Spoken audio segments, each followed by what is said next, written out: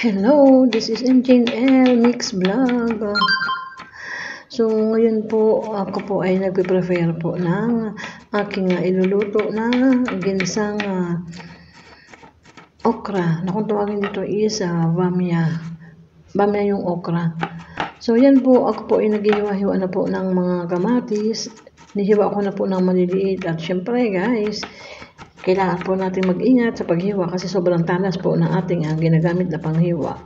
So yan, ilang kamatis po yung aking pinaghihiwa po dyan ng maliliit. Kasi kailangan po natin talaga na damihan yung kamatis para sumara po yung ating okra. So ayan, ang sinunod ko naman po is yung sibuyas. So, hindi po pwedeng mawala dito sa Arabic ang sibuyas kasi yan po talaga ang paborito po nila, sibuyas. Kinakain nga po nila yan ng buo. So, ayan nga guys, no? Tayo po ay naghihiwa na po. Hinihiwa na po natin ng maliliit ang sibuyas at saka yan po yung okra. Pinakita ko na po sa inyo. So, ngayon naman po is nagpapainit na po tayo ng kaserola na may mantika. Kaya yan po, nang mainit na po is inilagay ko na po yung sibuyas. So, hindi na po ako nagsasama ng bawang na buo na hihiwain ko pa kasi meron na po ritong garlic powder. So, mamaya ilalagay ko po yung garlic powder. Kasama po ng mga pampalasa ng ating lulutuing mga powder. Kaya yan po, pag lumabas na po yung aroma ng sibuyas at naging na siya, brown, is ilagay na po natin yung kamatis.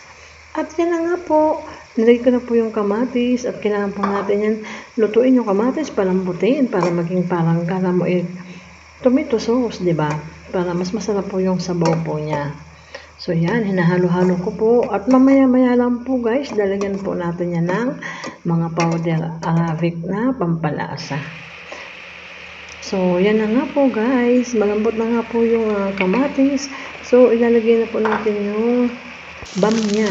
Kung tawagin po nila dito, yan po ay ang okra na maliliit. So, dalawang supot po yan.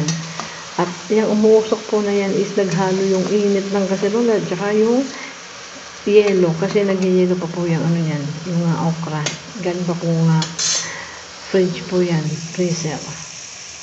Kaya yan guys, hinahalo-haloin po natin yung okra and then lalagyan na po natin ng mga spices, yung mga pampalasa. Yan na po, isa-isa ko na po yung mga pampalasa po na yan. Hindi ko po kabisado ang tawag sa mga pampalasa na yan, pero sobrang sarap po yan kapag nilagyan niyo po yung inyong lulutuin. Ang alam ko lang po yan ay yung garlic powder, at saka yun, yung itim na black pepper, durog na paminta. So, ayan yung garlic na powder. Kaya, ayan, mamaya-maya, hahaluin ko na po yan. At lalagyan din po natin yan ng iodized salt. Ayan na po yung iodized salt para mas lalong sumarap. So, yan po. Hahaluin na po natin yan kasi medyo na susunog na po yung medyo ilalim ng ating kaserola. So, yan. Ayan na nga po. Nilagyan ko na po ng sabaw ng tubig. Nagpakulo pa po ako ng tubig niyan sa heater bago ko inilagay sa gulay para maging sabaw. Kaya ayan na po guys. Konting kulo na lang po yan at luto na po.